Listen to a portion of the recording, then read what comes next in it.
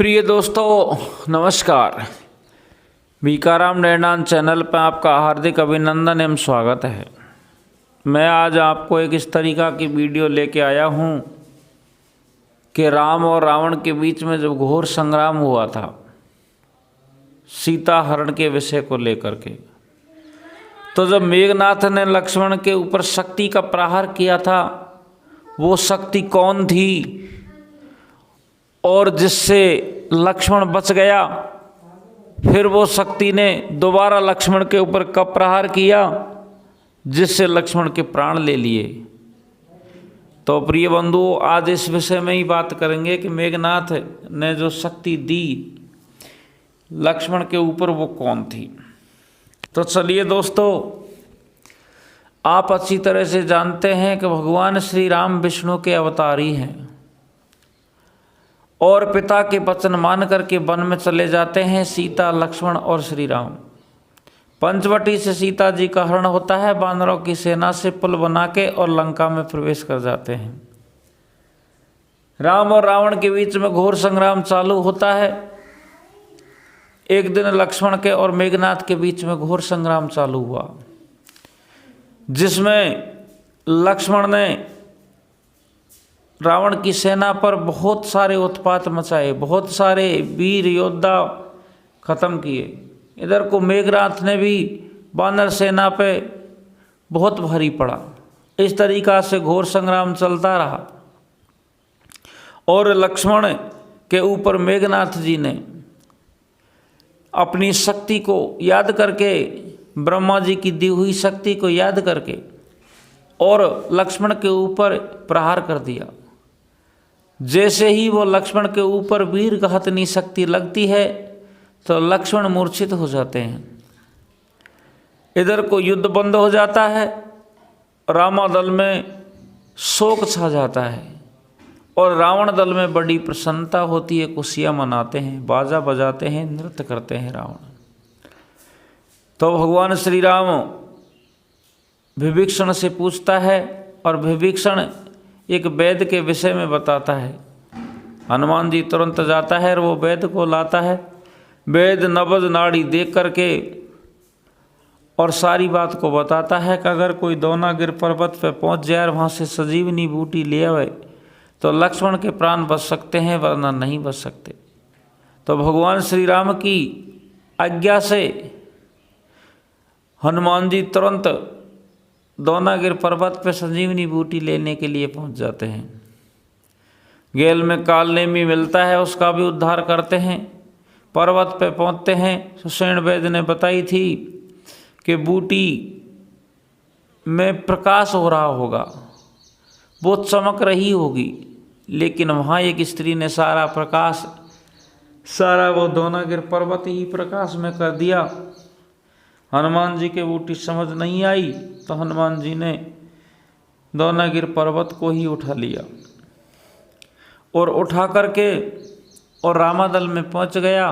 रामादल में विभीषण, राम, सारी वानर सेना बड़ी दुखी थी। तो सुषेण वैद्य पर्वत में से बूटी लेकर के और निचोड़ के, घोट के, दवा बना के और लक्ष्मण के मुख में देते हैं। लक्ष्मण की मूर्छा दूर हो जाती है। यहाँ तक सारे लोग जानते हैं कि लक्ष्मण की शक्ति हनुमान जी ने बूटी ला करके दूर कर दी, लेकिन वो शक्ति जाती है ब्रह्मा के पास में फिर वापस, और ब्रह्मा जी के पास में जाकर के ब्रह्मा जी से कहती है कि हे पिताजी, आपने मुझे पैदा किया था, आप मेरे पिता हैं और आपने मुझे ये वरदान दिया था कि कैसे भी वीर पे जब तुम्हारा प्रहार होगा तो उसके प्राण नहीं बचेंगे। लेकिन मेघनाथ ने मेरा प्रयोग लक्ष्मण के ऊपर किया और फिर भी लक्ष्मण जीवित बच गया। मुझे इस बात का बड़ा अफसोस है। गहरा चोट पहुंचा है, गहरी चोट पहुंची है, दुख हो रहा है, मेरा जीना बेकार है, मैं किस तरीक़ा से जीऊँ। तो ब्रह्मा की वो पुत्री शक्ति ब्रह्मा जी से बार बार कहती है कि मैं अब आत्महत्या करने के लिए तैयार हूँ, मरूंगी, क्योंकि आपने वचन ये दिया था मेरे को कि तेरा प्रहार किसी के भी ऊपर अगर हो जाएगा तो उसके प्राण ही जाएंगे, वे बच नहीं सकता। तो पुत्री ब्रह्मा जी से कहती है शक्ति कि पिताजी मुझे लक्ष्मण की मृत्यु का उपाय बताओ, टाइम बताओ, टेबल बताओ। ब्रह्मा जी मना करता है कि पुत्री आप मेरी पुत्री हैं, लेकिन लक्ष्मण भी मेरा एक दाहिना हाथ है और मैं लक्ष्मण का काल, लक्ष्मण की मृत्यु में तुझे नहीं बता सकता, चाहे तू कुछ भी कर सकती है। तो शक्ति हट पड़ जाती है और बार बार कहने पे भी ब्रह्मा जी मना करते हैं, तो शक्ति तुरंत ही आत्महत्या करने के लिए तैयार हो जाती है। जैसे ही आत्महत्या करने के लिए ब्रह्मा जी की पुत्री शक्ति तैयार होती है तो ब्रह्मा जी कहता है कि बेटी, विधि का विधान किसी से नहीं टलता, अगर तू आत्महत्या ही करना चाहती है तो जाकर के बाणासुर उसके घर में जाकर के बिटिया के रूप में, पुत्री के रूप में जाके जन्म ले। तो शक्ति है जो बाणासुर के यहाँ जाकर के जन्म लेती है। बाणासुर बड़ा प्रसन्न होता है, मंगलाचार को आता है, धीरे धीरे वो शक्ति बड़ी हो जाती है। और उसी दिन शक्ति से ब्रह्मा जी ने ये कह दिया था कि भगवान श्री राम है जो लंका पर विजय प्राप्त करने के बाद में, सारे राक्षस कुल का वध करने के बाद में सीता जी को वापस ले जाएंगे और जाकर के अयोध्या में बड़े सुखपूर्वक राज चलाएंगे। लेकिन विधि का विधान होने के कारण एक दिन सीता जी को वनवास हो जाएगा। कसु दिन वनवास रहेगा और एक दिन लक्ष्मण और भगवान श्री राम सीता जी को फिर ढूंढने के लिए जाएंगे और तुम्हारे पिता के बागों में रुकेंगे और तुम्हारा पिताजी तुम्हारी शादी उस दिन लक्ष्मण से करवाएगा, उस टाइम पे तू बदला ले लेना।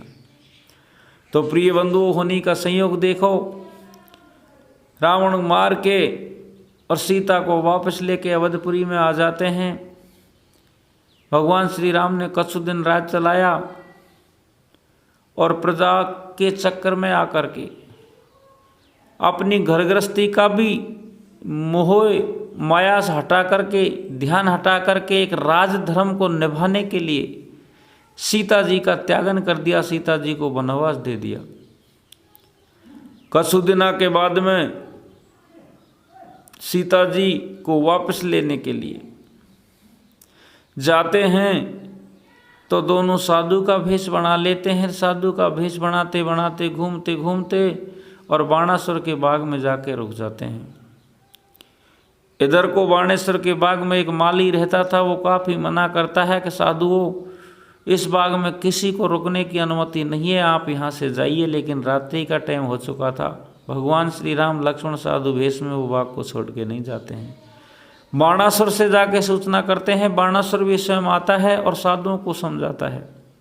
साधु कहते हैं कि महाराज, आप तो राजा हैं, आपके तो महल अटारी हैं, हम तो जोगी हैं, सन्यासी हैं, महात्मा हैं, हमारे कोई अटारी महल नहीं है। हम इस तरीक़ा से चलते फिरते रमने वाले जोगी हैं। आज की रात तुम्हारी बगिया में काटेंगे, कल सुबह होते ही हम यहाँ से चले जाएंगे। राजा काफ़ी तरीक़ा से समझाता है, वो हट पड़ जाते हैं, नहीं जाते हैं। तो राजा कहता है कि अब सुनो साधुओं, मेरे को इस बगिया में रुकने से कोई आपत्ति नहीं है, लेकिन इस बगिया में रात्रि की टाइम पर राक्षस आते हैं, जो कोई भी मिल गया उसको ख़त्म कर जाते हैं। इस कारण से मैं दुखी हूँ कि मेरे राज्य में दो महात्मा आए हुए हैं, इनका आज रात्रि में वध हो जाएगा तो मुझे पाप लगेगा। इस कारण से आप ये बगिया को छोड़ के जाओ।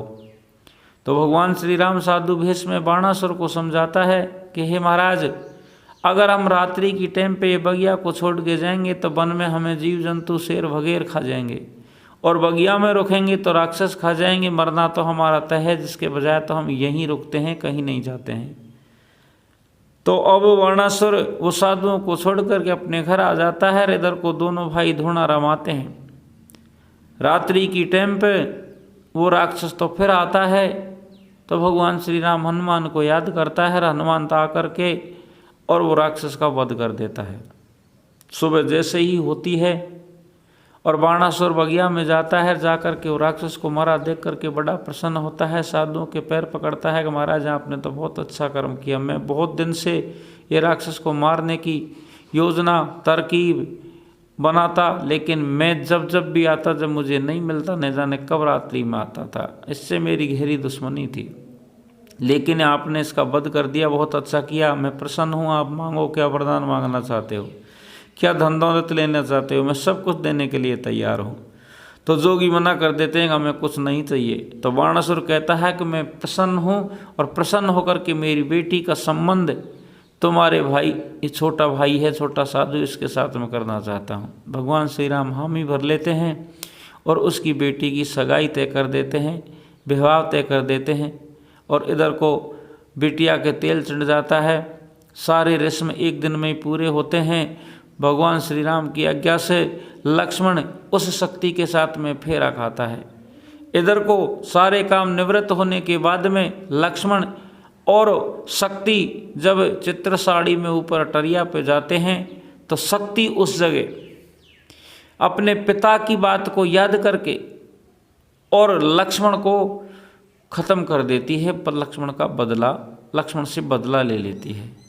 खत्म करने के बाद में फिर रोने लग जाती है। त्रिया चरित्र जाने नहीं कोई, पति मार के सती हुई, कि मेरे पति का वध कर दिया है और इसके भाई ने कर दिया है। राजा को सूचना लगती है, राजा नाराज हो जाता है। भगवान श्री राम को साधु वेश में था, उसको बुलाता है, उसको मारने के लिए तैयार होता है। तो भगवान श्री राम हाथ जोड़ के खड़ा हो जाता है कि महाराज, एक तो मेरे भाई का वध हो गया, अब मुझे मारना चाहते हो, और इसमें मेरा कोई दोष नहीं है, मैंने ये खत्म नहीं किया है। चाहो तो आप अपने गुरु से पूछ सकते हो। इतनी बात को सुनकर के बाणासुर है, जो शंकर भगवान का शिष्य था, वो शंकर भगवान को याद करता है। शंकर भगवान वहाँ आ जाते हैं। शंकर भगवान कहते हैं कि इसमें इसका कोई दोष नहीं है, और हे शिष्य, तू क्या समझ रहा है, ये साधारण इंसान नहीं है, ये 3 लोक के नाथ भगवान श्री राम है, और वो मरने वाला है।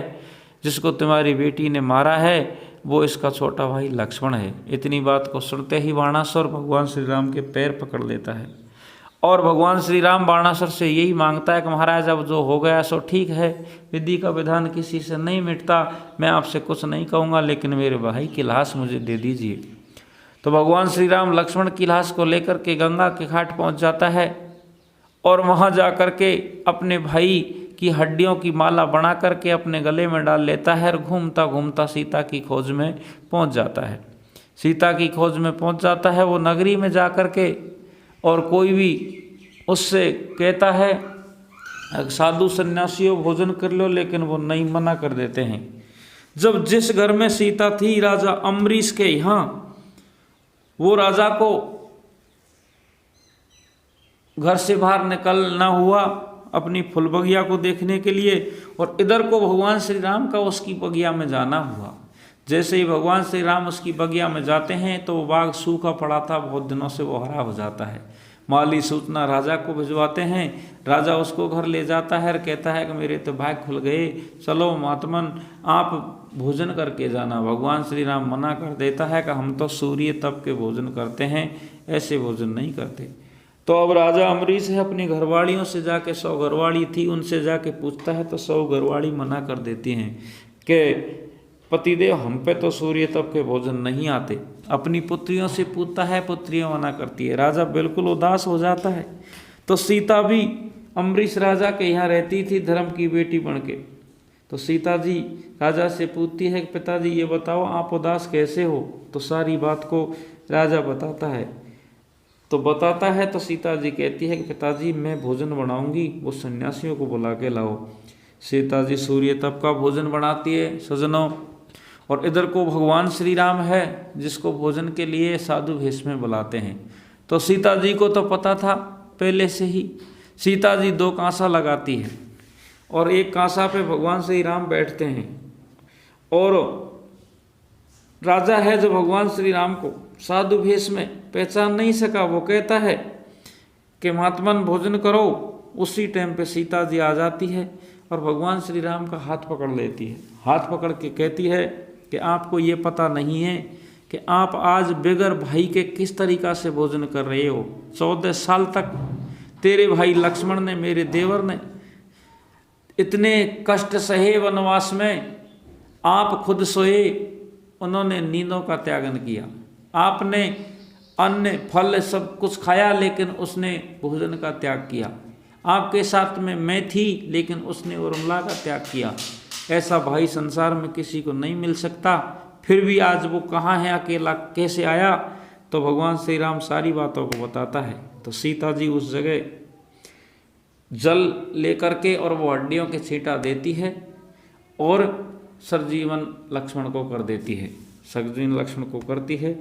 तो प्रिय बंधुओं, एक भाई ने पूछा था, एक सब्सक्राइबर बंधु ने, कि मीडिया जी ये बताइए कि लक्ष्मण के जो शक्ति मेघनाथ ने दी थी वो कौन थी।